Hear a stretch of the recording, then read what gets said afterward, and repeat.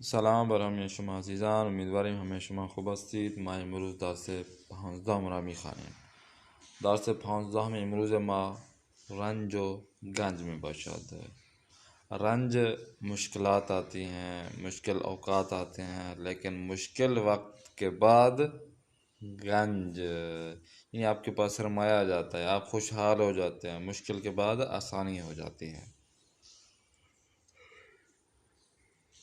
کہتے ہیں کہ بروکھار میکون مگو چیست کار، کہتے ہیں کہ اٹھو اور اٹھ کر آپ نے کام کرنا ہے، مشقت کرنی ہے، اور یہ نہ کہو کہ کون سا کام. بھئی کام آپ شروع کریں کہ جو بھی آپ کو کام آتا ہو. کہ سرمایہ جاودانی است کار، کہ یہی آپ کے لیے سرمایہ ہے زندگی کے لیے. تو یہ سرمایہ آپ کی زندگی کے لیے ہے، تو یہ کام ہی کی وجہ سے آپ کے پاس سرمایہ آئے گا، زندگی گزارنے کے ایام آپ کے گزریں گے. نگر تھا کہ دہقان دانا چھ گفت، کیا نہیں دیکھ رہے کہ جو دہقان ہے، جو کہ یہ ہل چلواتا ہے، جو کہ کسان ہے، یہ کیا کہتا ہے؟ بے فرزندگان چون ہمیں خواست خفت، اپنے بچوں سے کہا ہے کہ جب میں مر جاؤں گا کہ میراث سے خود را بیداری دوست.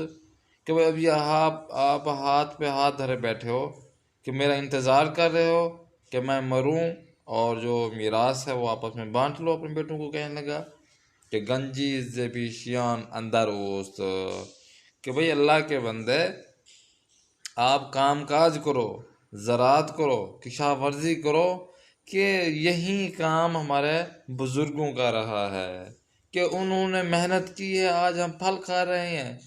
اور آج ہم محنت کر رہے ہیں، کل آپ نے پھل کرنا ہے، اور آپ ہی نے بھی کار کرنا ہے، کام کرنا ہے، تاکہ آئندہ والی نسلیں آپ کے لیے دعا گو رہیں. من آن را ندانستم اندر کجاست، پژوهیدن و یافتن به باشماست. کہتے ہیں میں نے بزرگوں کو تو نہیں دیکھا تھا کیسے انہوں نے کام کیا ہے، کیسے ان چیزوں کو بے دست آوردن، یعنی لے کر آئے ہیں، اور مگر یہ میں نے دیکھا ہے کہ انہوں نے ان چیزوں کو ہمارے ساتھ منسلک کرنے، ان چیزوں کو لانے میں بہت ہی جستجو کی ہے، محنت کی ہے، تاکہ ہمارے ساتھ یہ چیزیں ہمیں مل جائے. جستجو ہے. جو شد مہر ماه کشتگاه بر کنید، ہمیں جای آن زیر و بالا کنید. کہ بھئی یہ نہ دیکھیں دن ہے یا رات ہے، آپ نے محنت کرنی ہے اور اس زمین کو اوپر سے نیچے کر دینا ہے. یعنی ایک کسان ہے جو اپنے بیٹے کو کہہ رہا ہے کہ چلو ہل چلاؤ، چلو اس زمین کو زرخیز کرو، تاکہ ہمارے لیے یہ فصل تیار ہو جائے. ہماری فصل تیار ہوگی تو ہماری نسل تیار ہوگی، ہماری فصل سے ہماری نسل کی پرورش ہوگی، اور ہم اس دنیا میں زندگی گزار سکیں گے. نمانید ناکھنده جایی زباغ، بگیرید از آن گنج ہر جا سراغ. کہتے یہ نہ دیکھو کہ بھئی اب اکثر افراد ہوتے ہیں کہ شروع میں ہی ہمت ہار جاتے ہیں. مثال کے طور میں کہیں نہیں جاتا، فارسی پہ آ جاتے ہیں، فارسی کی ایک کلاس لی، دو کلاس لی، جس طرح ہماری آن لائن کلاسز ہو رہی ہیں تو اس میں 2 کلاسیں ڈیمو کی ہوتی ہیں، تو 1 سے 2 کلاس لیتے ہیں تو وہ تھک جاتے ہیں کہ بھئی یہ مشکل ہے، یہ نہیں ہو سکے گا ہم سے، تھوڑا مشکل یہ وہ.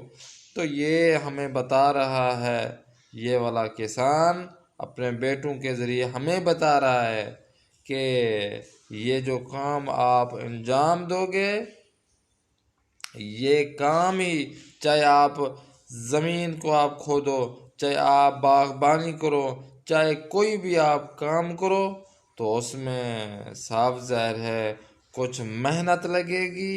اور جہاں بھی کوئی چیز جگہ ملے اس پر سرمایہ خرچ کرو، اس پر زراعت کرو، اور اس پر اپنی محنت کو نچھاور کر دو، تاکہ تجھے گنج ملے، آپ کو اس محنت کا پھل مل جائے. جہاں بھی آپ کو یہ چیزیں ملیں اس پر آپ محنت شروع کر دو. پدر مرد و پوران به امید گنج، به کاویدن دشت بردند رنج.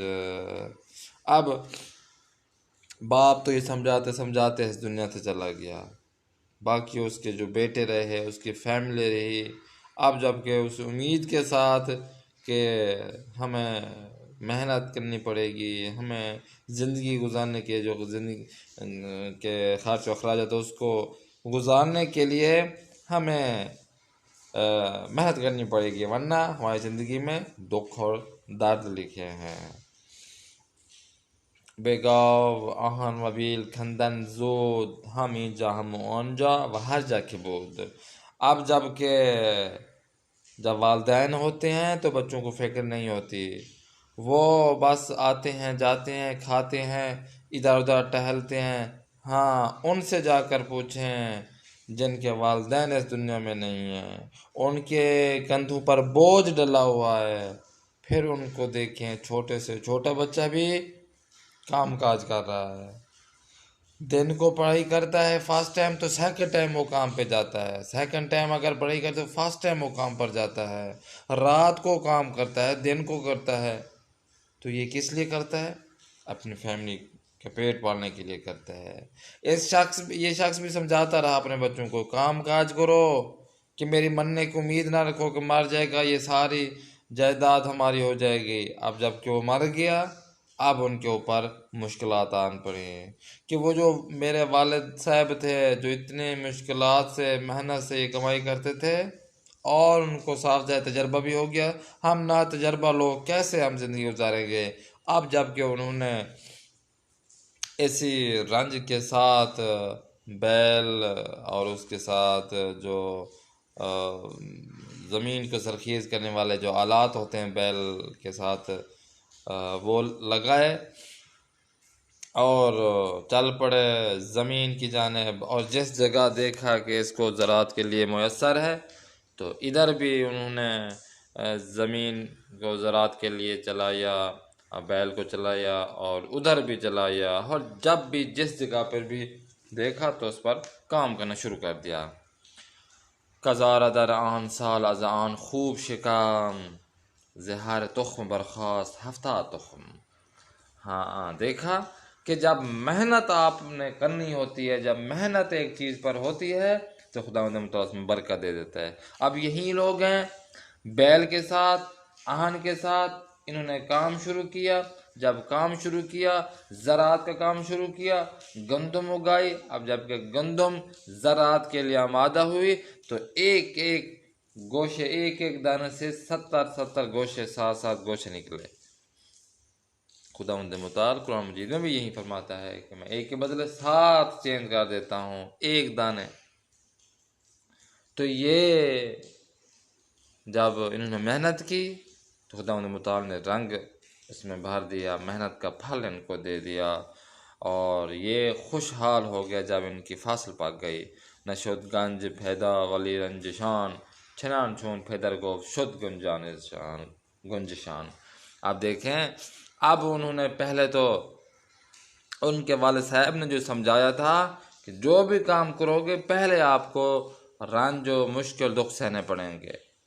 ہاں ان مال اسر یسرا، کہ بے شک پہلے تو آپ کے لیے مشکلات آئیں گی، محنت کریں گے مشکل آئے گی، لیکن مشکل کے بعد کیا چیز ہے؟ آسانی ہے. اور وہیں کچھ ہوا ان لوگوں کے ساتھ جو والد گرامی نے ان کو کہا تھا. مشکلات آئیں لیکن محنت کی، لیکن ایک خوب اور اچھا سرمایہ اپنی زندگی میں پایا. شعر از ملک الشعراء بہار.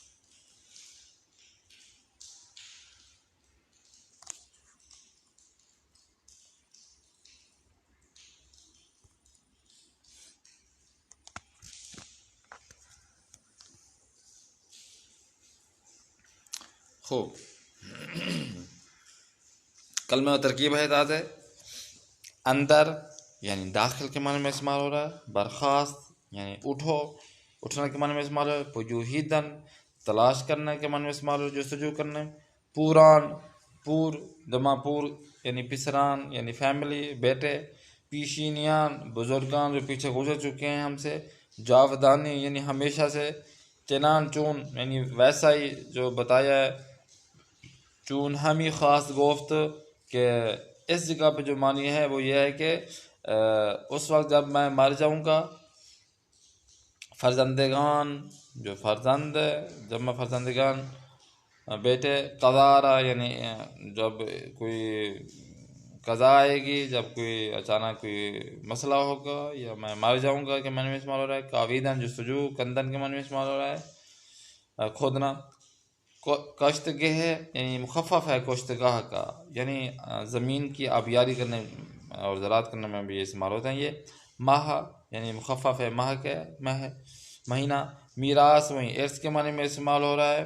نمانید یعنی یہاں پہ جو معلوم ہے بجا ناگزاری، یعنی کوئی بھی چیز آپ نہ یہاں پہ چھوڑیں۔ نقطہ در ہر زبانی شعر یا نثر ادبی را علاوہ بران کے باید درست فہمید و معنی نمود، باید درست خواند۔ کہتے ہیں کہ اب عام جو کتابی جملے ہوتے ہیں ان کو تو آرام سے ہم پڑھ لیتے ہیں، من خوب استم، شبہ چتوری، فلاں فلاں فلاں،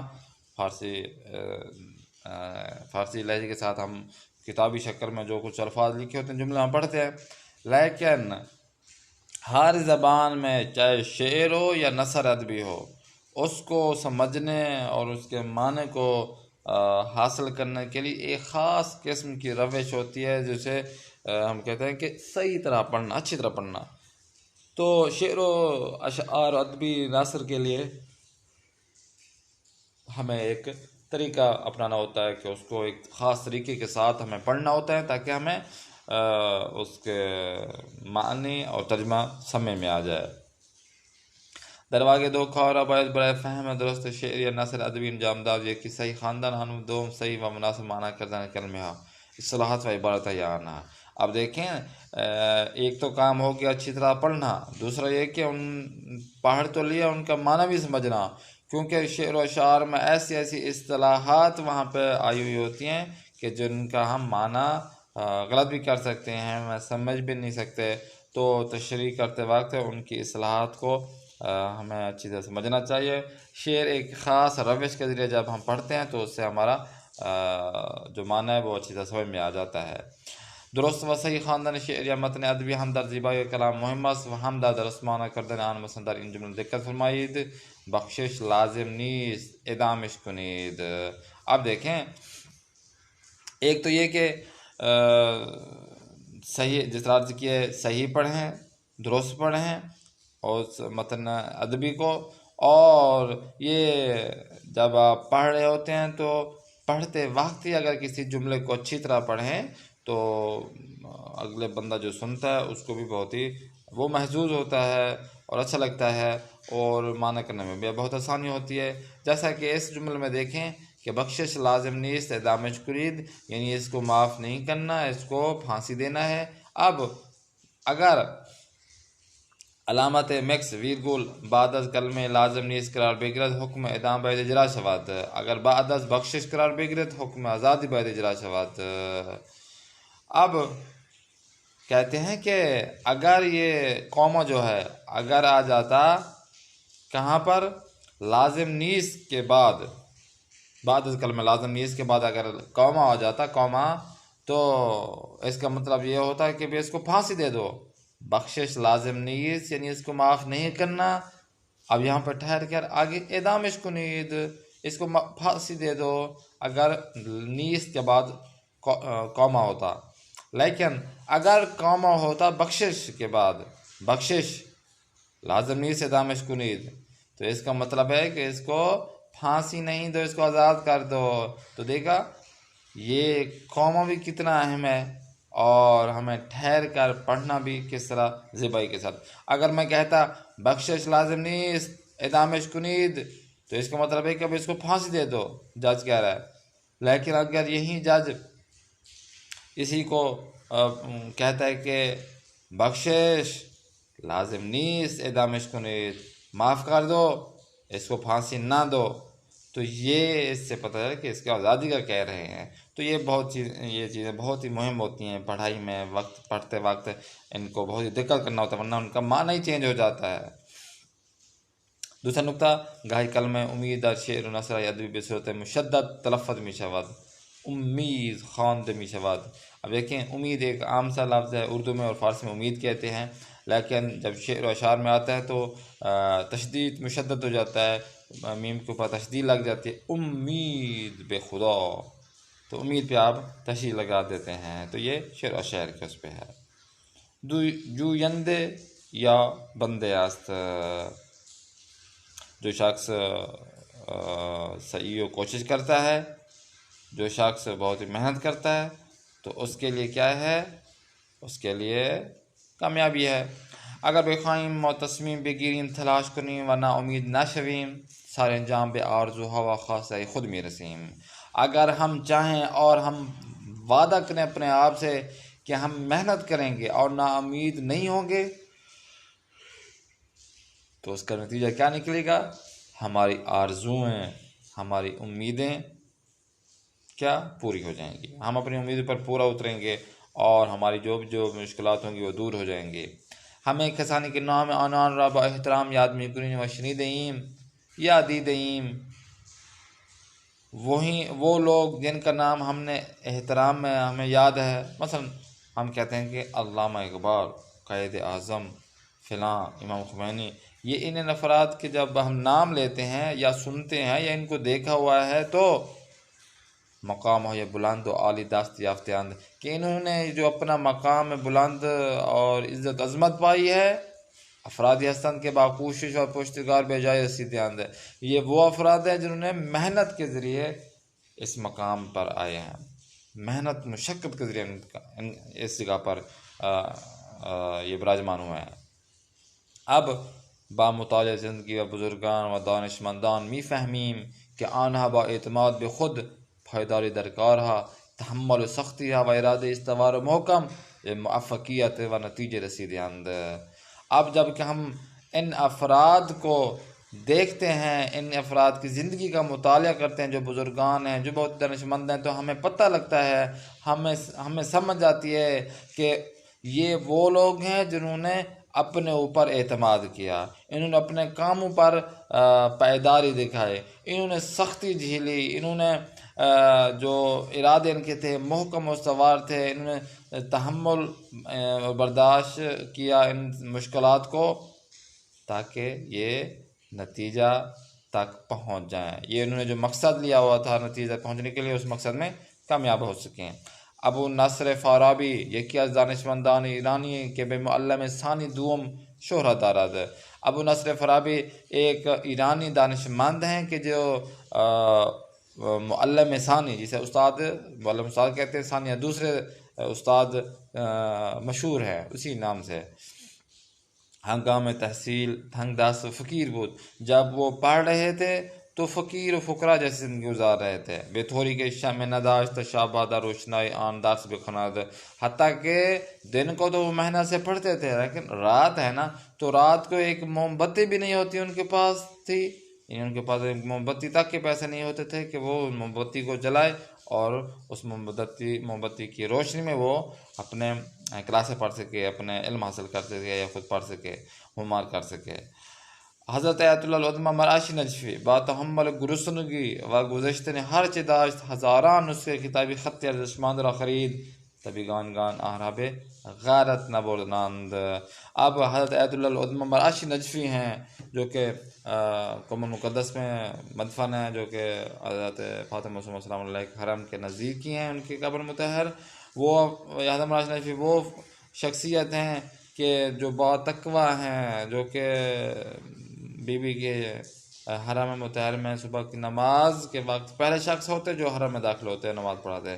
تو یہ وہ افراد ہیں جو اپنے پوری زندگی میں انہوں نے مشکلات کو تحمل کیا، بھوک و پیاس انہوں نے جو ہے نا وہ بھوک و پیاسے رہے، لیکن ہزاروں کتابیں جو کہ بہت ہی قیمتی تھیں انہوں نے اپنے پیسوں کے ذریعے روزے رکھ کے، جو اجاری روزے ہوتے ہیں، نمازیں پڑھ کے، اور جو پیسہ آتا اس بزرگ کے پاس وہ جا کر جو کتاب ہوتی، کوئی بھی کتاب ہوتی بازار میں سے جو قیمتی ہوتی وہ ان کو کتابوں کو خرید کر اپنی لائبریری. اب ایران اسلامی میں اور پوری دنیا میں مشہور ایک جو لائبریری ہے بزرگ جسے کہتے ہیں بڑی، وہ قوم المقدس میں ہے، جو کہ حضرت آیت اللہ علوہ مراچی نجفی کی ہے. تو انہوں نے یہ کام انجام دیا، بھوک پیاس برداشت کی، لیکن کتابیں خریدتے رہے جو بہت ہی قیمتی تھیں، جو آج ہمیں بہت ہی قیمتی نظر آ رہی ہیں، جو آج ہمارے لیے بہت ہی ارزش مند ہیں. اگر وہ کتابیں نہ ہوتی شاید ہمیں صحیح دین اسلام کے قوانین اور طریق اسلام کا پتہ نہ چل سکتا. تو یہ خریدتے رہیں تاکہ دشمنی سے نہ لے جائے. دکتر محمود حسابی باشی کی باعث مشکلات مطالعہ فراوان و کچھ خستگی ناپذیر بے شخصیت جہاں تبدیل شد. دکتر محمود حسابی ہیں جو کہ مشکلات کے سامنے ڈٹے رہے، ان کا مقابلہ کیا اور بہت کوشش اور زیادہ مطالعے کے ساتھ ان کی تھکن ناپذیر ہوئی اور اس جہان میں ایک شخصیت ابھر کر آئے. خانم دکتر آذر اندامی پزشک دلسوز ایرانی در ہنگام شیع وبا بے یاری مردم شتافت وبا تولید واکسین وبا جان ہزار نفر نجات داد. یہ خانم دکتر آذر اندامی ہیں، ایک ڈاکٹر ہیں، ایرانی ڈاکٹر ہیں کہ جو ایک مہلک جب بیماری آ گئی تو اس کے لیے لوگوں کی خدمت کے لیے یہ چل پڑی اور انہوں نے ایک ویکسین تیار کی جس سے ہزاروں افراد کے علاج ممکن ہوا. بیایید مانیز برائے رسیدن به فردای بهتر و آینده زیباتر و جهان آبادتر راه بزرگان را بپیماییم. آئیں ہمارا ساتھ دیں اور کل کی بہتری کے لیے اور آئندہ مستقبل کو خوشحالی کے لیے اس جہان کو آباد کرنے کے لیے بزرگوں کے نقش قدم پر چلیں. سعدی شیرازی شاعر بزرگ ایرانی میں گوید، جو کہ ایرانی بزرگ شاعر سعدی شیرازی ہیں، وہ اس طرح کہتے ہیں کہ نا برد رنج گنج میسر نمی شود، مزد آن گرفت جان برادر کے کار کرد. فرماتے ہیں کہ اگر آپ چاہتے ہو کہ اس دنیا میں موفق و معیل ہو، کامیاب ہو، تو آپ کو مشکلات برداشت کرنے پڑیں گے. اگر چاہتے ہو کہ اس دنیا میں صحیح طرح زندگی گزارو تو آپ کو کام کرنا پڑے گا، آپ کو اپنی جان کو ہتھیلی پر رکھنا پڑے گا. اے بھائی جان، امید کرتے ہیں یہ آپ کو جو دروس ہیں آپ کو پسند آ رہے ہوں گے. ہمارے نیکسٹ کلاسز میں شرکت کرنے کے لیے آپ ہمیں تشریف لے کر آئیں. واٹس ایپ پر یوٹیوب پر ہماری کلاسز جاری ہیں. اپنے میزبان قاری محمد آصف اصفہانی کو دیں اجازت. خدا نگہدار. شما باشد.